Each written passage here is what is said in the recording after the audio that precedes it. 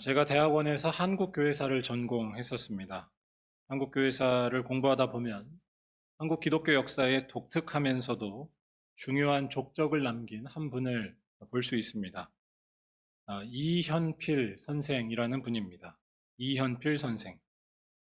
이분의 별명이 맨발의 성자, 또 한국의 프란체스코인데요. 철저한 수도 생활과 구제 생활을 한 것으로 알려져 있습니다. 이분이 전라남도 화순 쪽에서 활동을 하시기도 했었고, 또 1949년 전라남도 광주에 동광원이라는 고아원을 만들었는데, 이 동광원이 나중에는 수도원 공동체로 발전합니다. 흔히 수도원이라 하면 서양교회에만, 그것도 카톨릭에만 있는 것으로 보통 생각하는데, 이 동광원은 한국 개신교인에 의해서 자생적으로 생겨난 독특한 수도원입니다. 또한 청빈한 삶과 순종, 그리고 기도하는 것 등등 수도원 정신을 잘 지켜낸 그런 곳으로도 알려져 있습니다.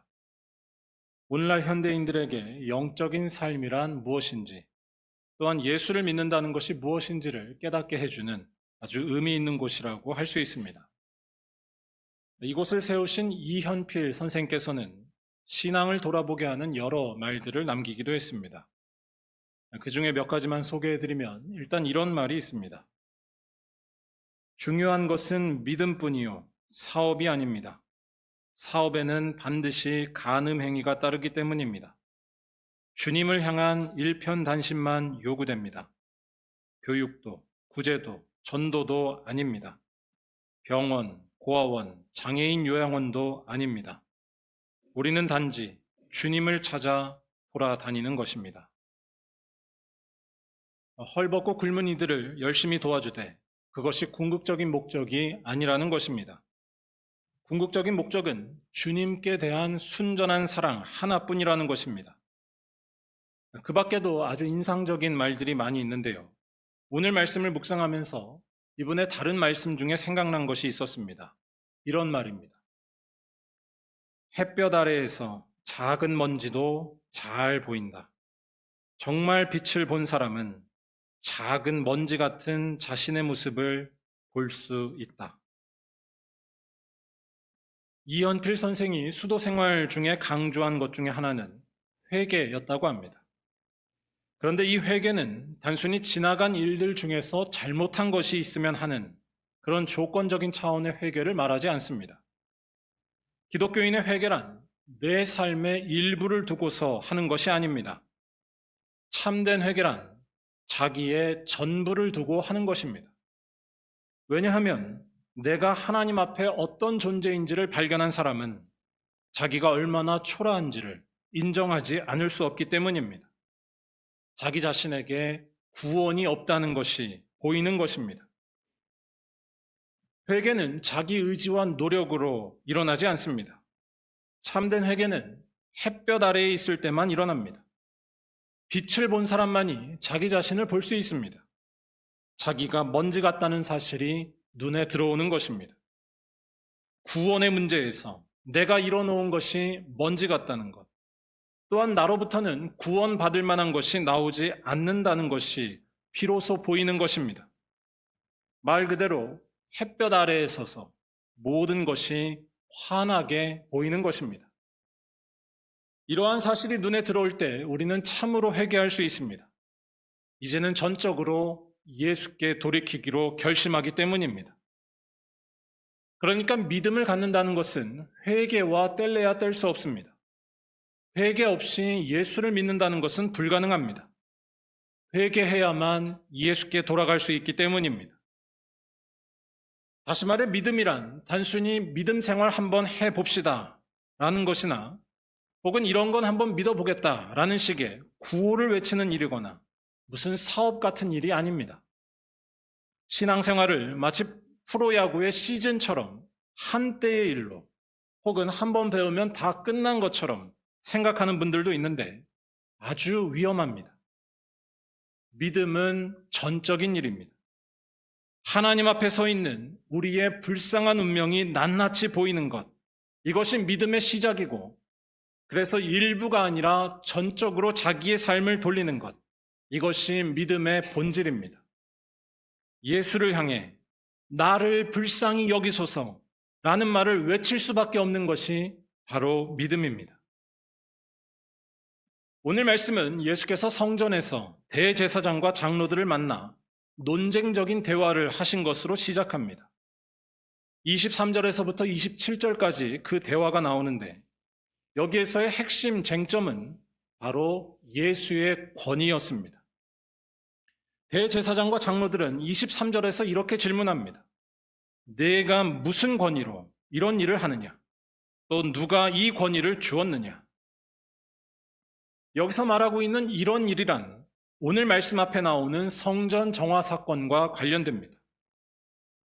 당시 성전에서는 관행처럼 상거래가 이루어졌었습니다. 이 거래는 성전에서 제사를 드릴 때 필요한 제물들과 관련이 되었는데 이 제물들을 사기 위해서는 밖에서 쓰는 일반 화폐를 쓸 수가 없었습니다. 이를 위해서는 성전 안에서만 사용되는 성전 화폐를 써야 했습니다. 그것이 거룩하다고 봤기 때문이었습니다. 그래서 성전 안에서는 화폐 교환도 이루어지고 그 다음에 제물을 사는 일도 이루어졌습니다. 그런데 여기에서 온갖 추악한 일이 함께 일어났습니다. 화폐를 바꿀 때에 환율을 조작해서 큰 이익을 취한다든지 또는 비둘기 같은 제물들도 바깥 시장보다 훨씬 더 비싸게 판다든지 등등의 일이었습니다. 그게 다 성전 지도자들의 이권과 연결되어 있었습니다. 다 돈에 눈이 멀어서 벌어진 일들이었습니다. 예수께서 성전을 이때 뒤엎으신 것은 그러한 일들이 성전의 본질을 훼손하는 일, 즉 성전을 강도의 소굴로 만드는 일이었기 때문이었습니다. 거꾸로 말하자면 예수께서는 성전의 참된 모습을 회복하기 위해 이러한 성전 정화 사건을 일으키신 것이었습니다. 또한 이때 예수께서는 성전 안에서 병자들도 고치십니다. 성전 안에서 이루어져야 할 참된 모습, 하나님 백성으로 회복시키는 일을 예수께서 하신 것이었습니다. 21장 12절에서 14절까지의 이런 말씀들이 나오는데요. 이러한 예수의 모습 앞에서 대제사장과 장로들은 한마디로 피가 거꾸로 솟았었습니다. 이러한 모습이 자신들의 이권을 무너뜨리는 일이 될 뿐만 아니라 무엇보다 자신들이 그동안 쌓아놓은 권위에 도전하는 것이라고 봤기 때문이었습니다. 예수께서 하신 말이나 행동들은 다 한마디로 하나님께서만 하실 수 있거나 아니면 하나님으로부터 권세를 받은 이들만이 할 수 있는 것들이었습니다. 성전의 본래 모습을 회복하는 것, 또한 병자들을 고친다는 것 등등은 하나님께 권위를 받은 것이 아니면 할 수 없는 일로 여겨졌기 때문입니다. 그런데 이러한 권위를 어떻게 자신들이 아닌 저 예수가 가졌냐라는 것입니다.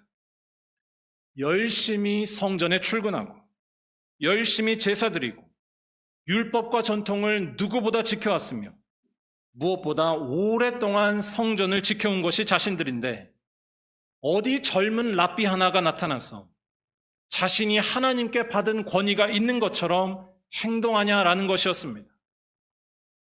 그래서 23절에서 그들은 누가 이 권위를 주었느냐라고 질문했던 것인데 이 질문에는 어떻게든지 예수를 넘어뜨리려는 교묘한 의도가 담겨져 있다고 할 수 있습니다.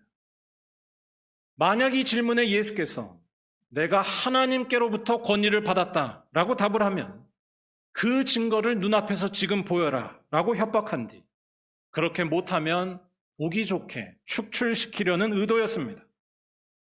또한 예수께서 자신의 권위가 사람으로부터 왔다라고 답을 하시면 그 대답 자체가 예수를 궁지로 몰아넣을 것이라고 봤습니다. 사람에게서 권세를 받았다라고 한다면 예수를 따랐던 이들이 충격을 받고 예수를 떠날 것이 분명했기 때문입니다. 사람들은 지금 예수를 보고 하나님의 일을 한다, 하나님의 일을 내가 봤다라고 여겼는데 예수 스스로 그걸 부인하는 셈이 되기 때문입니다.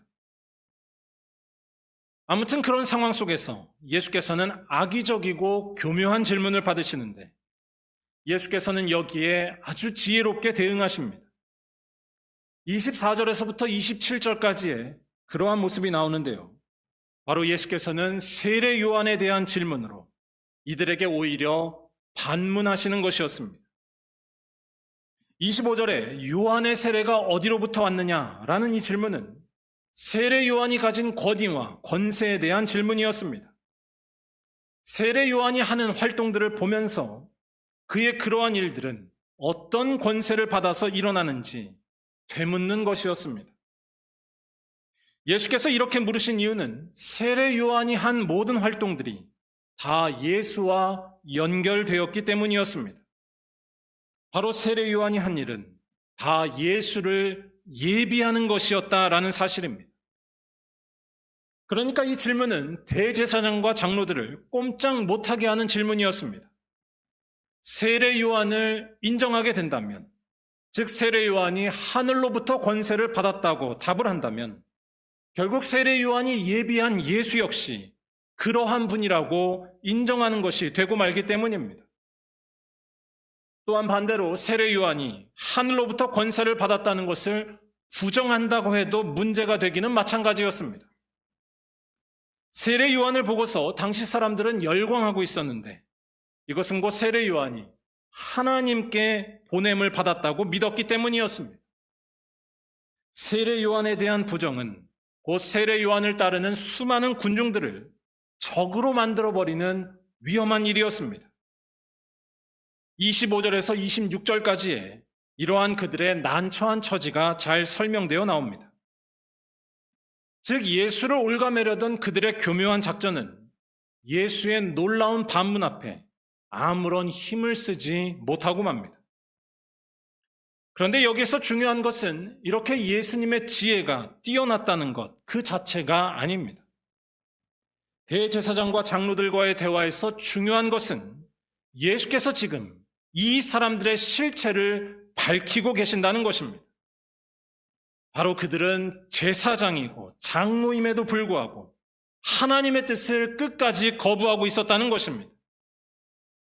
정확히 말할 때 종교적으로 훌륭해 보이고 모든 전통과 율법을 다 지키는 이들이 정작 하나님께로 돌이키지는 않았다는 것입니다.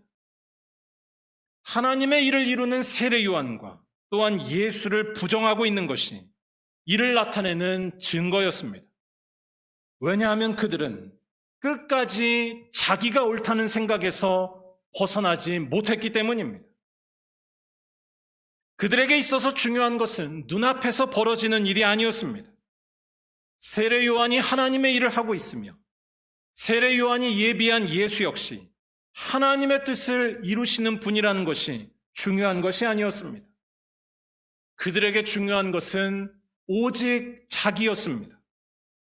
내가 제사장으로 있기 때문에, 내가 종교적으로 틀린 것이 없었기 때문에, 내가 많은 경험이 지금까지 있기 때문에 나는 옳다는 그 믿음만이 중요했습니다.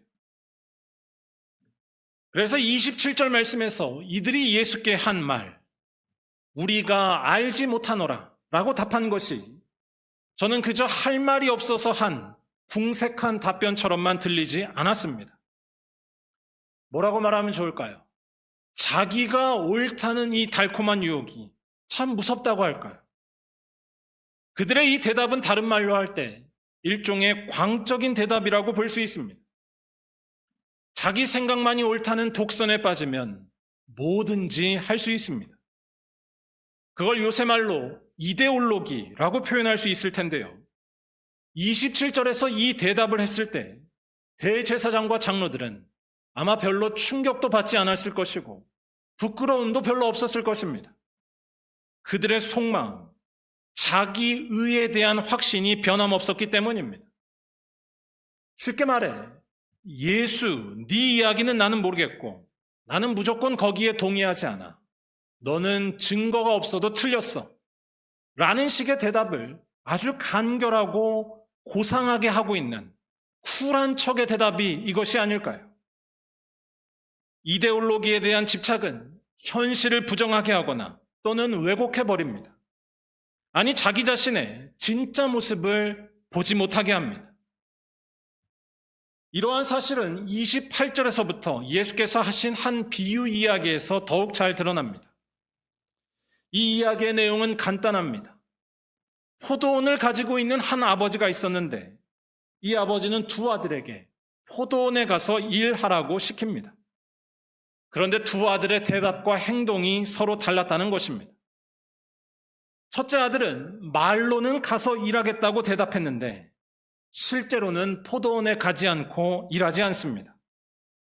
하지만 둘째 아들은 형과 달랐습니다. 둘째는 처음에는 아버지의 요청을 거절했지만 나중에는 그것을 뉘우치고 포도원에 갔다는 것입니다. 아버지께 순종한 것입니다.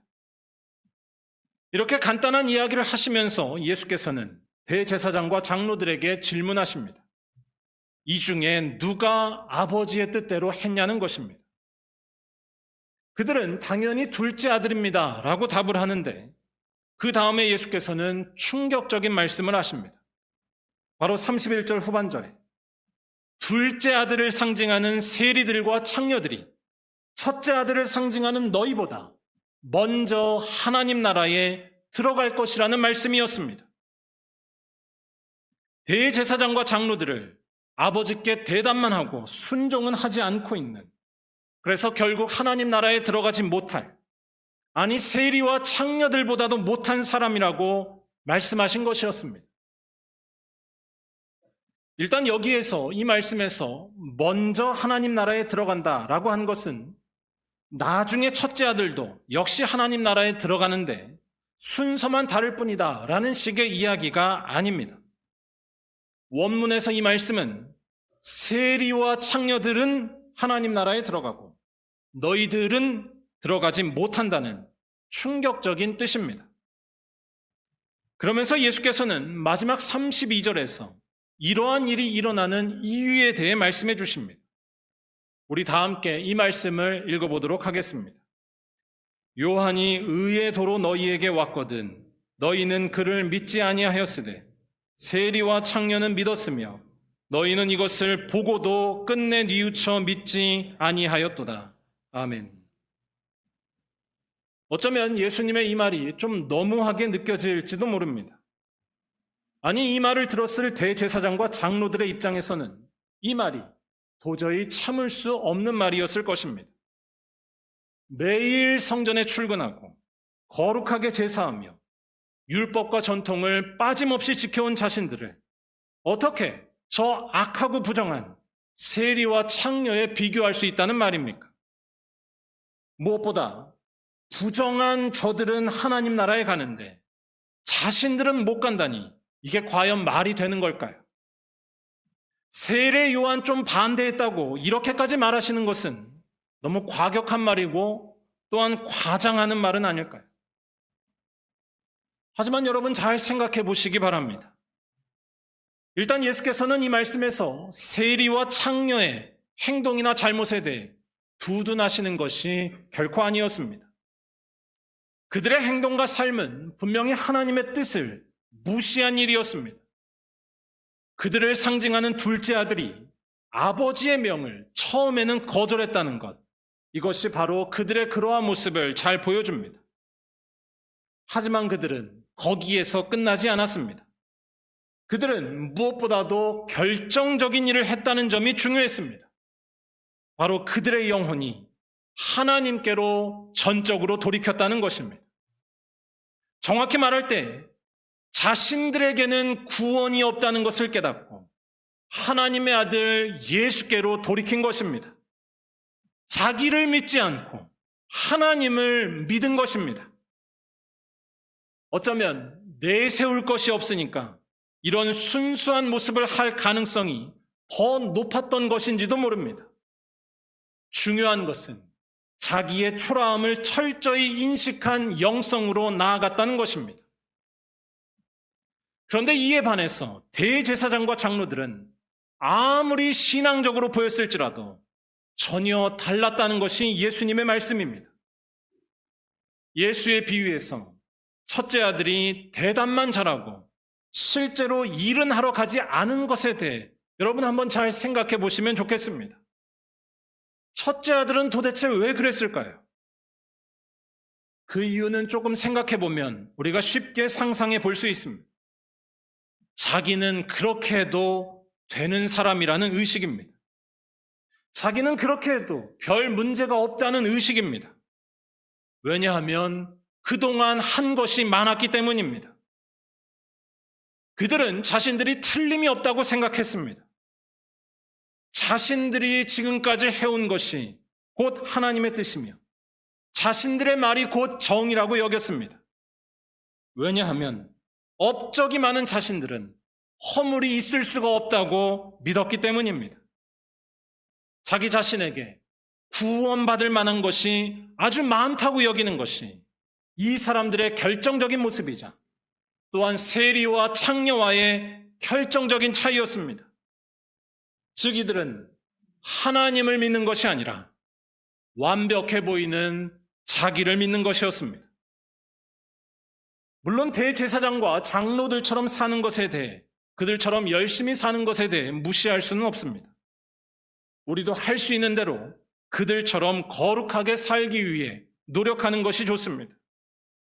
하지만 중요한 것은 그러한 모습을 절대적으로 신뢰하거나 의지하지 않으려 해야 한다는 것입니다.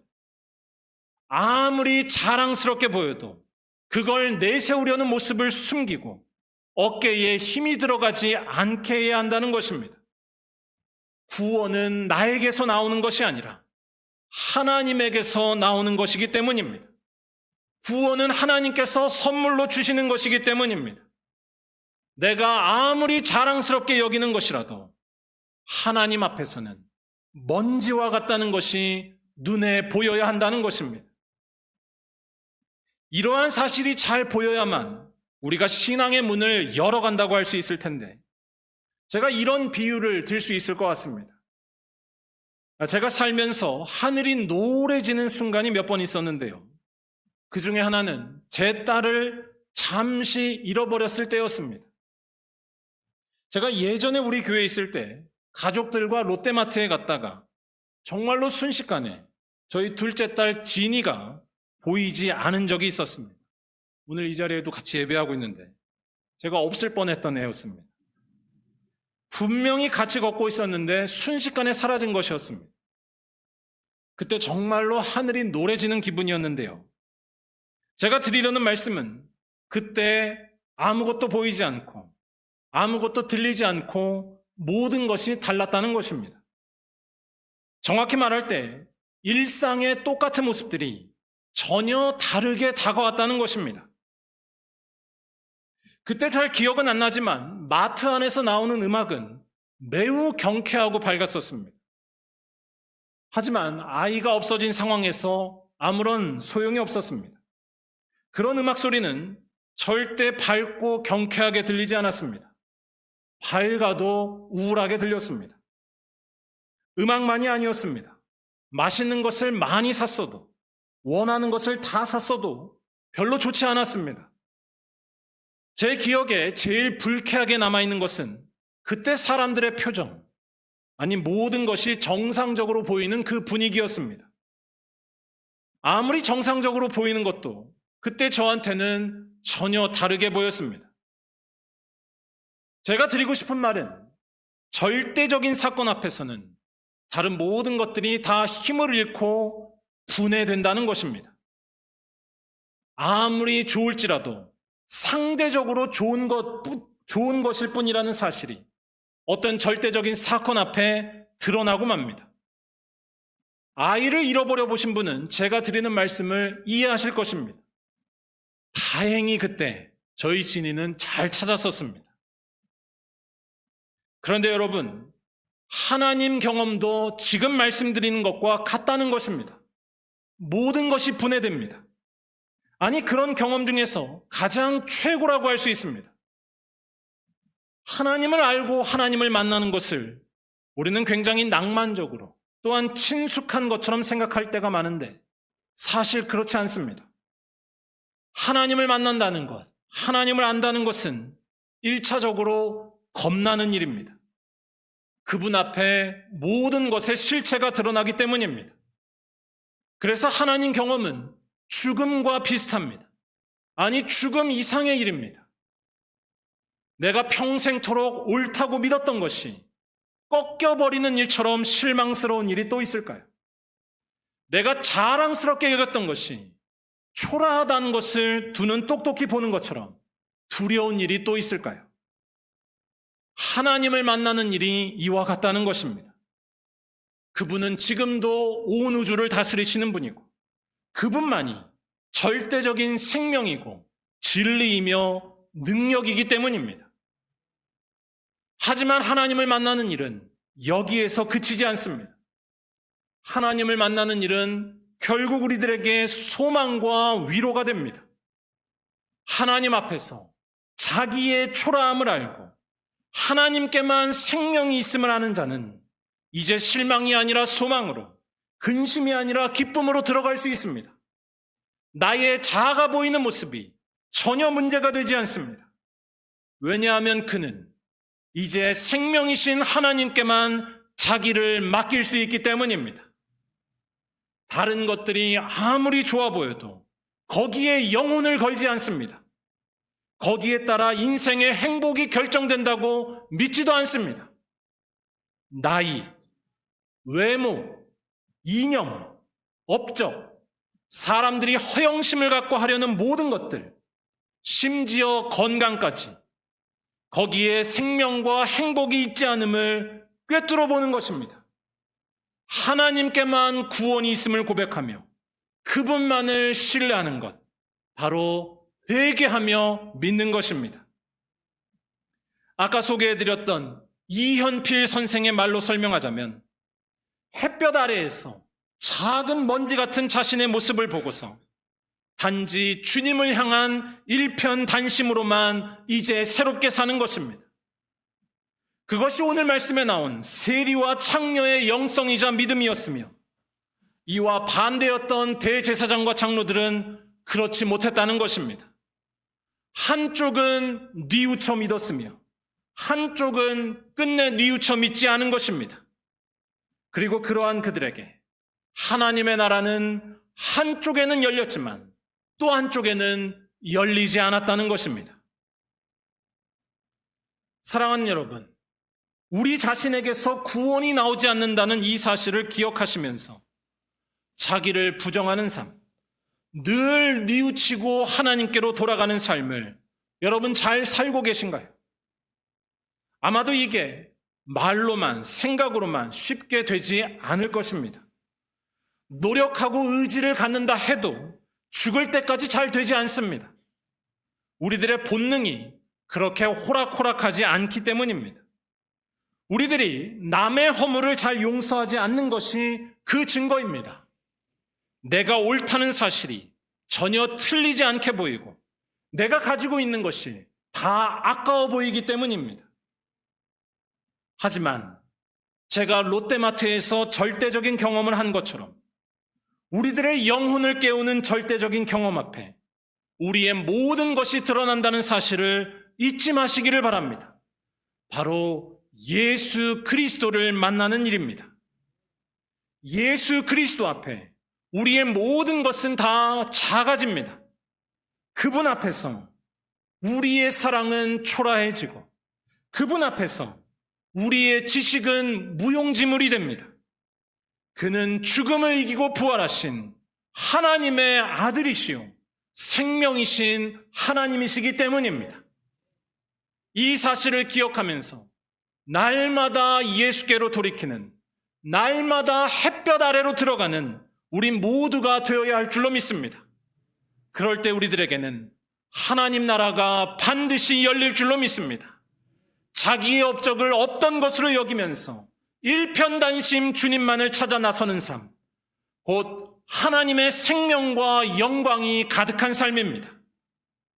좀 더 설명하자면 이런 사람이야말로 이현필 선생이 보여준 것처럼 철저히 낮아지는 삶, 가난한 이들을 돌보고 외로운 이들을 위로하며 사는 것이 가능하지 않을까요?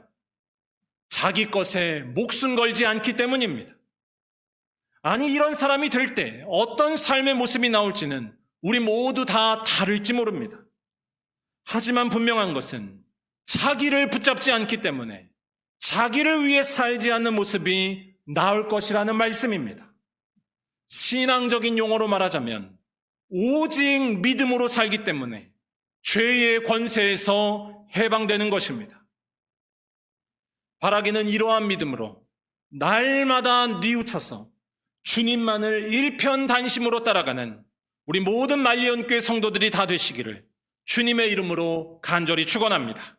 기도하겠습니다.